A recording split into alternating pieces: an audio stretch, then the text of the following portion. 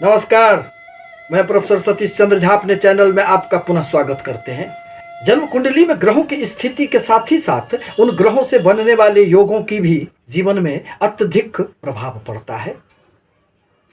आपके जन्म लेने के समय उस समय कौन से योग चल रहे थे, क्या वह योग शुभ थे अथवा आपका जन्म अशुभ योगों में हुआ है, इस पर भी विचार करना जीवन के लिए आवश्यक होता है।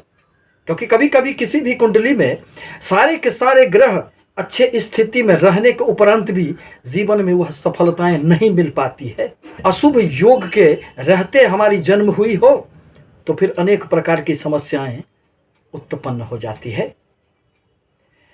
हम किसी भी कार्य को प्रारंभ करने से पहले पंचांग का निश्चित रूप से अध्ययन करते हैं। हमें जो कोई काम प्रारंभ करना है उसके लिए यदि शुभ योग में वह कार्य प्रारंभ होंगे तो निश्चित रूप से हमें सफलताएं प्राप्त होगी। पंचांगों के संबंध में कहा गया है कि तिथि वारं चौ नक्षत्रं योगं करणमेव चौ, तिथि वारं चौ नक्षत्रं योगं करणमेव चौ, पंचागस्य फलं श्रुत्वा गंगा स्नानं फलं लभेत। अर्थात पंचांग का अर्थ ही होता है यह 5 अंगों से निर्मित हुआ है। तिथि, वार, नक्षत्र, योग और करण। इसमें योगों की संख्या 27 बताई गई है, जिसमें जहां 18 योग अत्यंत शुभ योग माने गए हैं वहीं 9 योग अशुभ परिणाम उत्पन्न करने वाले होते हैं। दरअसल कोई भी ग्रह स्थिर नहीं बैठते हैं, उनका हमेशा ही राशिय परिवर्तन होते रहता है। अतः सूर्य एवं चंद्रमा की गति में जब 13 से 20 अंशों का अंतर आता है तो योग का निर्माण हो जाता है। अत्यंत ही शुभ ग्रह शुक्र ग्रह के प्रभाव से बनने वाले यह शोभन योग जीवन में अनेक प्रकार की सफलताएं देने वाले होते हैं। यदि आपका जन्म शोभन योग में हुआ है तो ऐसा व्यक्ति, उनका छवि अत्यंत ही मोहक होते हैं, वह अति सुंदर व्यक्ति होते हैं, उनका व्यक्तित्व भी हमें प्रभावित करने वाला होता है, वो सबों का प्रिय होते हैं, माता से उनका खूब लगाव रहता है एवं जीवन में भोग विलास में अत्यंत लिप्त रहते हैं। क्योंकि शुक्र ग्रह का प्रभाव रहने के कारण शुक्र ग्रह तो भोग के ही ग्रह माने जाते हैं। अतः जीवन में कभी भी धन की, ऐश्वर्य की उन्हें कमियां नहीं रहती है। इन्हें हमेशा ही सुंदर पति अथवा पत्नी प्राप्त होते हैं। ये कोई भी कार्य अपना जीवन में कभी अधूरा नहीं छोड़ते हैं। परंतु भोग विलास की अधिकता के कारण जीवन में कभी कभी स्वास्थ्य संबंधित भी कुछ परेशानियां इन्हें घेर लेती है। ज्योतिष ग्रंथों में इन शोभन योग के संबंध में कहा गया है कि शोभने शोभनो बालो बहुपुत्र कलत्रमाण, शोभने शोभनो बालो बहुपुत्र कलत्रमाण, आतुरः सर्व कार्येषु युद्ध भूमौ सदो उत्सुकः। अर्थात जिनका शोभन योग में जन्म होता है वह अत्यंत सुंदर पुत्र एवं पत्नी से युक्त होते हैं।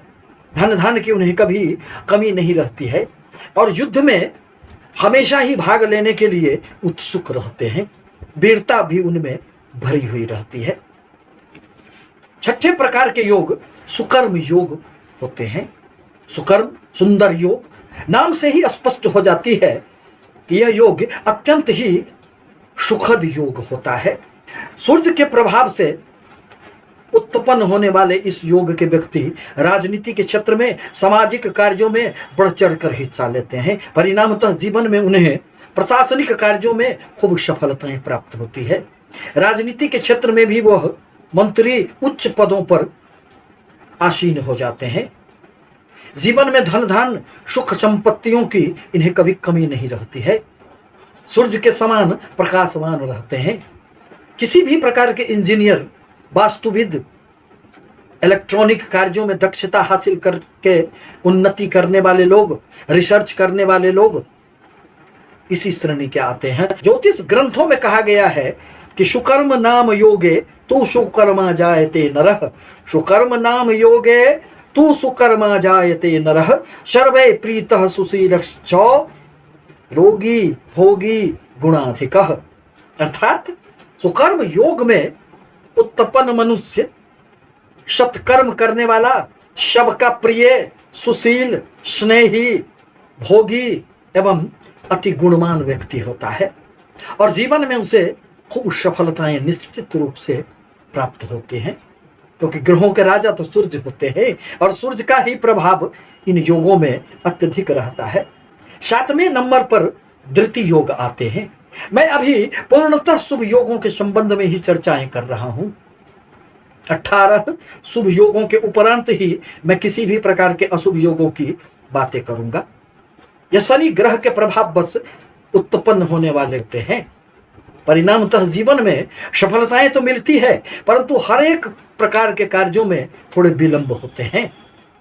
आजीविका के कार्यों में उन्हें थोड़ा संघर्ष करना पड़ता है। संघर्ष के उपरांत ही उन्हें सफलताएं प्राप्त होती है। सर्दी जुकाम की भी थोड़ी सी समस्याएं रहती है। इनके पति पत्नी में थोड़े से सामंजस्य का अभाव देखा जाता है, क्योंकि पति अथवा पत्नी में कोई एक अत्यंत क्रोधी स्वभाव के होते हैं, कटु बोलने वाले होते हैं, अतः सामंजस्य थोड़े से बिगड़ जाते हैं। अतः उन दोनों के बीच सामंजस्य का थोड़ा अभाव रह सकता है। धृति योग के संबंध में ज्योतिष ग्रंथों मानसागरी में कहा गया है कि धृतिमान धृति योगे चौकीर्ति पुष्टि धनान्वितः भाग्यवान सुख संपन्नो विद्यावान गुणवान भवेत। अर्थात इस योग में, धृति योग में जन्म लेने वाले व्यक्ति अति धैर्यवान होते हैं। सम्मान, धन उन्हें जीवन में तो खूब प्राप्त होते हैं।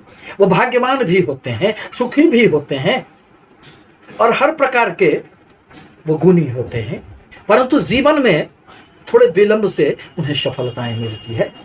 अतः इस प्रकार यह कहा जा सकता है कि जिस योग में आपका जन्म हुआ है उसका प्रभाव निश्चित रूप से आपके जीवन पर पड़ेगा ही। आपसे निवेदन है कि हमारे चैनल को लाइक करें, सब्सक्राइब करें, ताकि मैं अपने विचारों से आपको अवगत कराता रहूं। धन्यवाद।